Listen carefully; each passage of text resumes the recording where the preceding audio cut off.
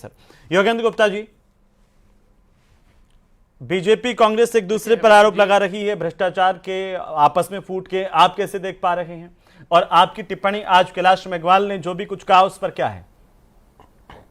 देखिए हेमंत जी, कैलाश मेघवाल प्रकरण ने भारतीय जनता पार्टी का सच सबके सामने ला दिया, और ये पहली बार नहीं आया, इसके पहले भी लगातार आता रहा है।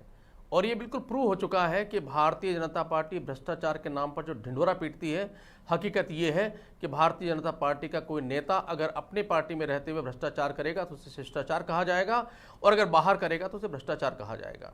आप जरा उल्टा सोचिए, अगर यही आरोप विपक्ष के किसी नेता पर लगते तो अब तक ईडी सक्रिय हो जाती, सीबीआई सक्रिय हो जाती, इनकम टैक्स सक्रिय हो जाता, अनेक जांच एजेंसियां सक्रिय हो जाती।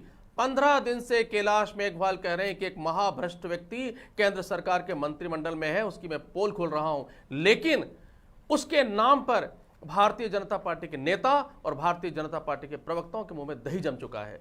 प्रश्न यहां पर यह है कि उनके जो आरोप उन्होंने लगाए हैं बेहद गंभीर किस्म के हैं। उन्होंने आरोप लगाया है कि 1.5 करोड़ के अंदर उन्होंने टिकट दिया, टिकट के नाम पर 1.5 करोड़ ले लिए, और उस व्यक्ति ने, पीड़ित व्यक्ति ने दुनिया भर में जगह जगह जाकर शिकायत की, उसकी कुछ सुनवाई नहीं हुई। उन्होंने आरोप लगाया कि चूरू के कलेक्टर रहते हुए वीरंगना कोटे की जो जमीन थी उन्होंने गलत तरीके से आवंटित कर दी। एसीबी में बाकायदा केस हुआ, दबाव में एफआईआर लग गई, और कोर्ट ने कहा कि दबाव में एफआईआर लगाई गई है। ठीक है, उन्होंने साफ साफ कहा है कि उन्होंने, देखिए वो, लेकिन मेरा एक छोटा सा सवाल, उसके बाद मैं आगे बढ़ूंगा। मेरा छोटा सा सवाल है योगेंद्र जी, आप अपनी संभावनाएं देख पा रहे हैं क्या बीजेपी कांग्रेस में जैसे बयान आ रहे हैं? आपको लगता है कि कोई फायदा होगा राजस्थान में आपको?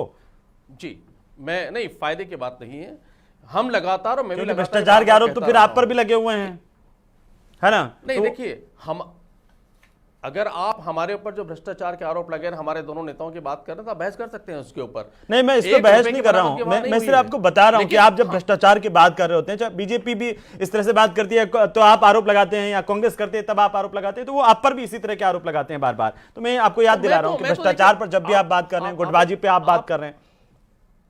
आप एक बात समझिए, एक बात आप समझिए जी, भारतीय जनता पार्टी और कांग्रेस के लोग जब एक दूसरे पर आरोप लगाते हैं तो एक तरह से वो एक दूसरे की पोल खोल देते हैं, और उससे यह स्पष्ट हो जाता है कि राजस्थान की जो अस्मिता है, आज राजस्थान, देखिए राजस्थान में 2 ही दलों का शासन रहा है। राजस्थान में कोई भी समस्या है, किसी भी तरह की तकलीफ है, कोई भी अराजकता है, उसका दोषी कौन है? या तो भाजपा है, कांग्रेस, दोनों को ही मौका मिला है, हमें तो मौका मिला नहीं। इसलिए राजस्थान की तदबीर को, अगर हम बार बार कह रहे हैं राजस्थान की तदबीर और तकदीर को बदलना होगा, तो अब यहां पर परिवर्तन लाना होगा। और भाजपा जो परिवर्तन यात्रा निकाल रही है उसका मतलब यही है कि अब राजस्थान में आमूलचूल परिवर्तन हो जाना चाहिए, इनको नमस्कार कहना चाहिए, और आम आदमी पार्टी जैसे एक दल को यहां लाना चाहिए जो दिल्ली और मैं महेश शर्मा जी के पास जाऊंगा।